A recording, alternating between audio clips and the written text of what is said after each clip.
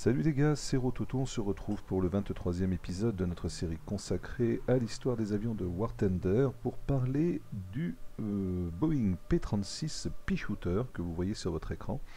Pea-Shooter qui en anglais veut dire sarbacane, ce surnom ayant été donné par les pilotes américains en correspondance à la taille respectable du viseur extérieur qui était installé sur l'avant de son capot.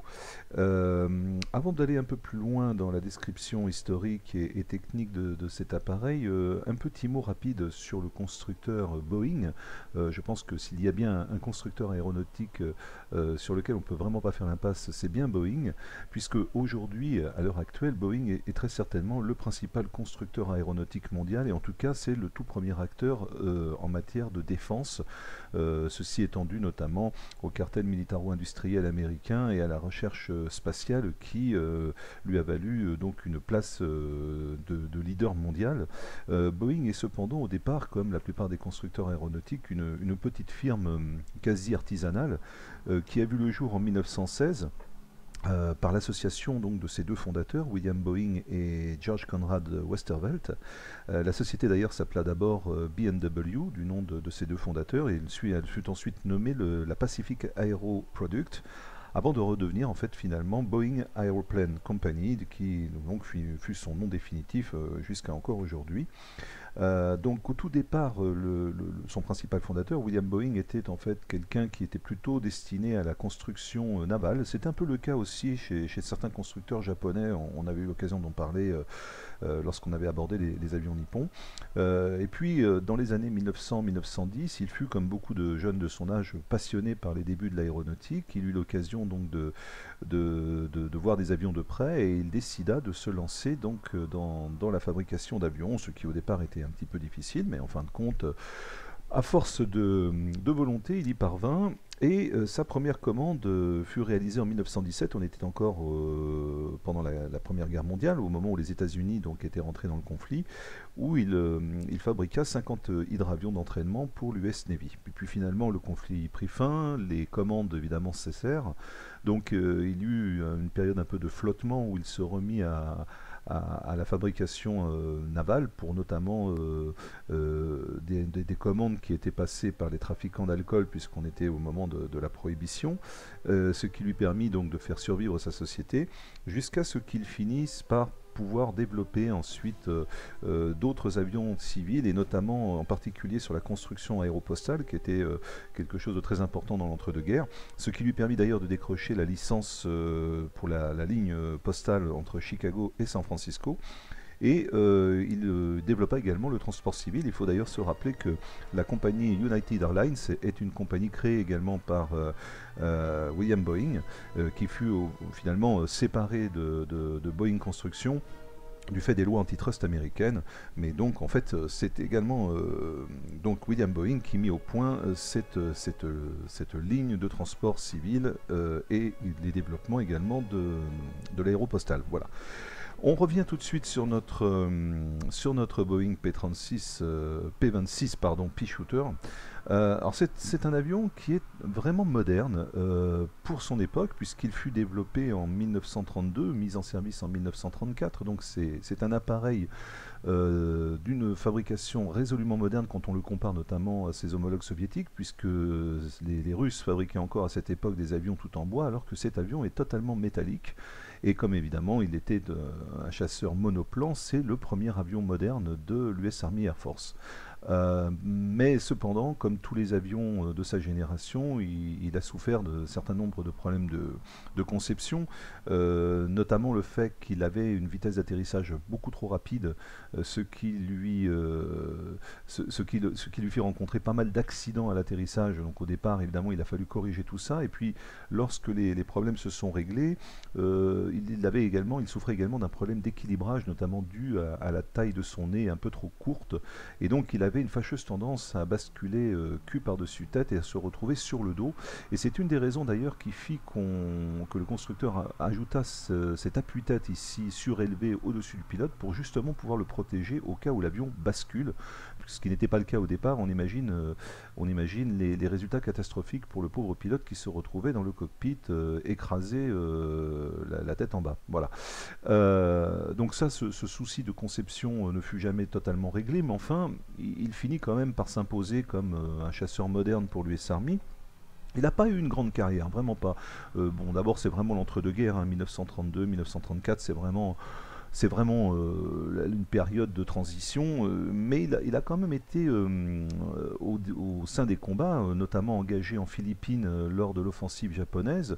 Bon, alors il n'a pas du tout brillé d'ailleurs, hein, il fut totalement détruit en grande partie au sol, et les rares exemplaires qui réussirent à prendre l'air furent abattus par les terribles zéros japonais, donc il n'y a eu aucune victoire enregistrée pour eux, mais néanmoins il fit partie des premiers avions militaires américains à être engagés dans le conflit. Il fut évidemment rapidement surclassé par la plupart des autres appareils militaires auxquels il était confronté. Il a combattu également un peu pendant la guerre d'Espagne, sans grand succès, il faut bien l'admettre non plus. Qu'est-ce qu'on peut dire principalement? Je crois que son plus grand fait d'armes, en fait, c'est surtout pendant la guerre sino-japonaise, où il y a eu un certain nombre d'appareils qui avaient été vendus à l'armée nationaliste chinoise.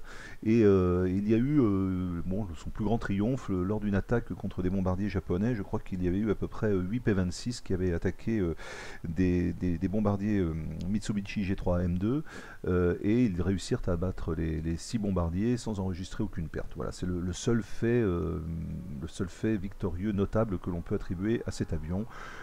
Qui n'aura pas malheureusement une grande carrière. Il était important tout de même qu'on en parle, puisqu'on avait déjà parlé lors des vidéos précédentes du F2A1 Buffalo et du P-36 Hawk qui fut son successeur. Bon, on n'avait pas vraiment encore abordé ce petit appareil qui est quand même à la base de l'aéronautique américaine moderne, donc il fallait qu'on en parle, mais il n'y avait pas grand chose à dire non plus sur le plan historique. Voilà, sur le plan technique, que dire? Un petit moteur en étoile de 600 chevaux, 9 cylindres avec refroidissement à air, ce qui lui garantit une vitesse d'un peu moins de 400 km/h, donc autant dire qu'il n'y avait pas grand chose en termes de capacité de pilotage, hein. Ça reste un avion somme toute très limité. On peut dire également qu'il dispose de 2 mitrailleuses 7,62. Là, j'ai pris une version un petit peu plus élaborée où on a une mitrailleuse de 7,62 et une mitrailleuse de 12,7, ce qui va lui donner un tout petit peu plus de mordant. Parce qu'en fait, quand vous l'avez au niveau du jeu, vous voyez que vous avez plusieurs P-26 disponibles. Ça, c'est l'avion de réserve que l'on vous donne quand vous démarrez la nation américaine sur le jeu War Thunder. Donc, vous voyez, si je fais ça, on voit tout de suite le premier modèle, puis le second et le troisième. Donc, celui que j'ai pris est effectivement celui qui est le mieux armé, les deux autres ayant 2 mitrailleuses de 7,62, ce qui est moins intéressant, donc j'ai préféré prendre un appareil un petit peu plus armé. On va lancer la bataille tout de suite, on est déjà à 8 minutes, on va le mettre en situation, donc là je crains fort qu'il n'y ait pas grand chose à espérer, hein, de ce point de vue. On a bien vu que c'est vraiment un appareil somme toute relativement médiocre, avec très peu de capacité en termes de puissance de feu, une vitesse très faible et une manœuvrabilité qui est correcte sans plus. Donc on va essayer de faire quelque chose de pas trop moche, du moins on va essayer.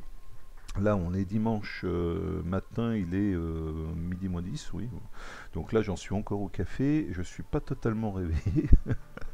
On va quand même essayer de faire quelque chose qui soit à peu près présentable. Voilà.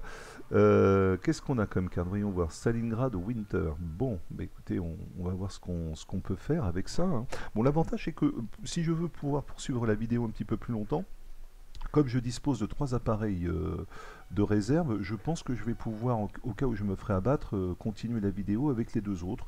Ce que je ne peux pas faire habituellement, puisque généralement on ne dispose que d'un seul appareil du même type, et comme la vidéo est consacrée donc à un appareil, je ne vais pas évidemment continuer la simulation avec des avions qui n'ont rien à voir, ça n'a aucun intérêt. Voilà, alors on fait tout de suite un test, hein. Alors vous voyez au niveau de la manœuvrabilité, c'est correct, c'est pas véritablement une foudre de guerre, mais il vire relativement bien. Il a un excellent roulis, alors ça c'est parfait par exemple pour les manœuvres d'esquive lorsque vous êtes engagé. Il est relativement résistant, c'est un petit appareil qui est quand même assez costaud, ce qui est caractéristique des avions américains.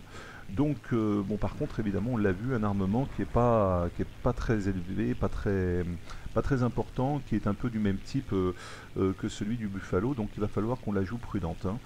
Voyons voir, qu'est-ce qu'on pourrait engager. Nous avons un SB2M qui se promène par là, donc on va s'en approcher avec prudence. Il y a un KI-61 également en face de moi. Le SB2M est déjà engagé par un de mes ailiers, un BF-110 qui semble l'avoir lâché. Il y en a deux autres sur lui. Bon, on va peut-être prêter moins fort. Voilà, attendez.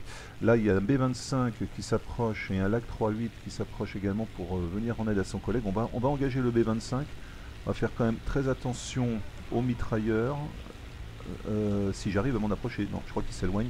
Tant pis, ça va être le LAC 3.8 probablement. Ouais, voilà, allez. Le LAC 3.8, voilà. On commence à l'engager. On va venir en aide à notre collègue qui est en difficulté. Avion détruit, ma foi, c'est pas si mal. Bon, il était déjà un petit peu affaibli. Oh bah tiens, il y en a un autre qui se met juste sous mon nez, c'est parfait. Un Typhoon. Oh, il est à 650 mètres, il va un peu trop loin. Ah bah décidément, un autre également. Un Spitfire. Un Spitfire qui engage un de mes alliés. On va lui venir en aide tout de suite. Oh là là là là. Et allez, ça continue. Les gars qui vous frôlent le nez, je vous assure. Pour éviter les collisions dans ce jeu, ça devient de plus en plus... Alors, je viens de finir ma mitrailleuse, les munitions de ma mitrailleuse 12-7. Il y a un Kawasaki qui vient de se mettre juste sous mon nez. Donc, je joue les opportunistes. Hein. Je les prends au fur et à mesure. Et je prends au plus près. Parce qu'en fait, avec ce type de mitrailleuse, vous ne pouvez pas vous permettre de tirer de trop loin. Le K-43 est en train de faire une manœuvre pour se rapprocher, c'est parfait, j'en demandais pas mieux. Hop. Ah, bah voilà, percuté. Le coup du kamikaze, hein, je ne cesse d'en parler, c'est toujours une calamité sur ce jeu. Vous avez encore tellement de joueurs qui continuent à faire n'importe quoi, mais ça, vous savez ce que j'en pense, hein, pour ceux qui ont suivi les vidéos précédentes.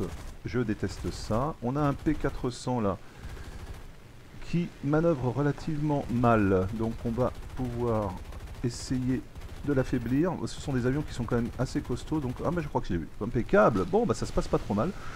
Je pense que le café m'a fait du bien ce matin, il faut croire. Alors voyons voir, quand même surveiller mes arrières parce que je sens que je vais pas tarder à me faire engager là, notamment par le japonais. Non, il ne m'a pas vu, donc il reste, on est dans ces 6 heures, c'est parfait pour nous.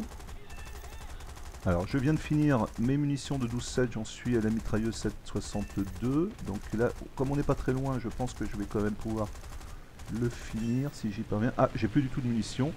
Je bouge d'ici pour éviter de me faire engager. Hop, on va essayer d'engager le MiG qui est en train de s'occuper d'un de mes collègues. Avion, voilà, hop. On a encore une victoire. Assistance à destruction, parfait. Donc l'autre est un peu loin. On vire. Bon, ça se passe pas trop mal, mais alors surtout, il faut bien comprendre que cette vidéo, pour l'instant, là, je brille relativement, mais c'est surtout que j'ai beaucoup de chance. Je préfère prévenir. J'ai de la chance parce que, comme j'ai pas mal de mes coéquipiers qui sont engagés et que les avions ennemis ne m'ont pas véritablement pris dans leur collimateur, j'ai pas eu trop de soucis. Donc là, j'ai joué un peu les opportunistes. Donc ce que je voudrais que vous sachiez, c'est que c'est pas nécessairement aussi révélateur qu'il y paraît. Je pense que dans un combat mano à mano, on s'en sortirait pas forcément aussi bien. Là, on a de la chance parce qu'on est face à des aviateurs qui sont pas nécessairement très expérimentés et qui font des erreurs dont on peut profiter. Voilà, on a encore l'assistance à destruction, c'est parfait. On bouge d'ici rapidement. Qu'est-ce qu'on a pas trop loin? Voyons. Bon, là on est un petit peu éloigné. Je n'ai pas trop envie de rentrer dans la mêlée parce que je pense que je m'en sortirai pas véritablement. Je vais faire une petite manœuvre d'esquive. On va regarder un peu la minimap. Ouais, ils restent tous très regroupés. Alors ça c'est une tactique assez classique, hein, que les joueurs expérimentés de War Thunder connaissent bien. Souvent quand les joueurs en plus jouent par équipe et communiquent par micro, donc le but c'est on se rassemble, on en envoie un par devant et les autres viennent derrière le renforcer. Donc vous voyez là par exemple, hop, j'engage toujours le dernier chasseur pour éviter de me retrouver devant son nez. Donc je laisse toujours passer le premier et ensuite je vais... Oh là, je me suis fait prendre. Ah oui, là pour le coup je me suis fait avoir. Voilà, je me suis trop approché de la meute et donc en voulant aider mon ailier, je me suis fait totalement descendre. On est à quoi? 14 minutes 32, on a encore deux autres Pi 26 disponibles. Allez, on va prendre un second, ce qui va nous permettre de continuer la vidéo encore un petit peu. Ça va nous faire une vidéo un petit peu plus longue et un petit peu plus... comment dirais-je, une vidéo un peu plus d'action. donc ça fera pas de mal par rapport aux deux dernières où on a eu finalement des simulations relativement courtes et où j'ai pas mal meublé par la parlotte. Alors j'espère que ma prose verbale ne vous paraît pas trop soporifique, c'est pas le but non plus, mais j'imagine que de temps en temps un petit peu de combat aérien, un petit peu d'action, ça fait pas de mal, donc si on y arrive, bah, tant mieux, profitons-en. Alors j'ai quoi là? J'ai encore, il y a beaucoup de monde, j'ai pas beaucoup de bleu par contre, je vais essayer de m'éloigner un peu parce que je ne sais pas où sont mes coéquipiers, voyons voir, j'ai du mal à... Ah, j'en ai un dans le dos là peut-être, attends, hop. Ouais, il y a un M200, un M62 qui est là qu'on va pouvoir engager tout de suite. Alors là par contre je n'ai que deux mitrailleuses de 1662, hein, je préviens, je n'ai plus la mitrailleuse 12-7. Ça va être plus difficile au niveau... Oh là là là là, attention là, je suis un peu près du sol quand même. Plus difficile au niveau de l'armement. J'ai fait une fausse manœuvre là, vous voyez, je me suis mis dans une situation un peu délicate. Il y a beaucoup de monde, bon tant pis, on va engager le P36. Si j'y parviens, on n'est pas très loin là, mais on monte très vite. Oh, il y a du monde, il y a du monde, il y a du monde partout. On ne sait plus où donner de la tête. Mon faible armement ne m'aide pas du tout dans ce genre de situation, je dois reconnaître. Là, avec un 20 mm, je vous assure qu'on pourrait faire un énorme carton, mais c'est pas le cas. Donc il va falloir se contenter de notre petite sarbacane. On n'a pas grand chose d'autre à opposer, donc il faudra faire avec. Le but, ça va être d'en affaiblir un maximum.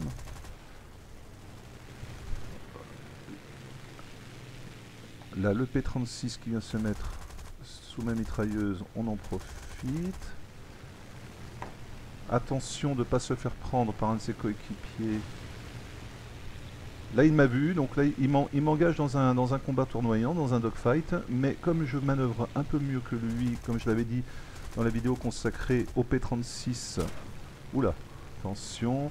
Là, il doit être en train de communiquer avec un de ses collègues, en train de lui dire, écoute, débarrasse-moi de ce morbat que j'ai aux fesses. Donc il faut que je fasse très très attention de ne pas me laisser prendre. Ouais, j'en ai un qui essaye de le débarrasser là, je le vois, là, je suis en train de me faire engager, mais tant pis, on y va quand même. On va pas faire... Ouais, voilà. Eh oui, il y en avait deux derrière, hein, deux, notamment Spitfire. Donc là, vraiment, là, on est face à des joueurs en équipe. Ça aussi, c'est une des difficultés de War Thunder quand vous jouez seul. Ce que je fais souvent, d'ailleurs, moi je joue pas en escadrille. Ça m'arrive une fois ou deux de temps en temps, comme ça, à l'occasion. Mais j'aime bien jouer tout seul parce que j'ai pas tellement de temps à consacrer au jeu. Je joue vraiment quand j'ai un peu de temps libre. Donc quand vous jouez en équipe, il faut toujours avoir vous réunir avec les joueurs, c'est des problèmes d'emploi de temps, etc. Donc, mais quand vous jouez seul, effectivement, le gros souci, là je suis en train d'engager un Spitfire, le gros souci, c'est vraiment ça, quoi. C'est de vous retrouver face à des joueurs qui, eux, sont bien sûr coordonnés, s'appuient mutuellement. Alors très attention au Spitfire, ah, destruction ennemie, parfait. Très attention au Spitfire, ça veut dire très très bien, c'est comme les avions japonais, c'est un des avions les plus manœuvrables du jeu. Je vous fais une petite présentation de mon avion, je le trouve très rigolo avec son petit air renfrogné, là je trouve qu'il est très marrant, on dirait vraiment un petit avion comics de cartoon. Là le P36, on va pas se laisser rattraper, on repasse dans le viseur. Alors c'est costaud un P36, hein, je vous le dis tout net, et avec le faible armement dont on dispose, on va avoir du mal à le mettre au sol, mais comme il a l'air tout seul, autant en profiter.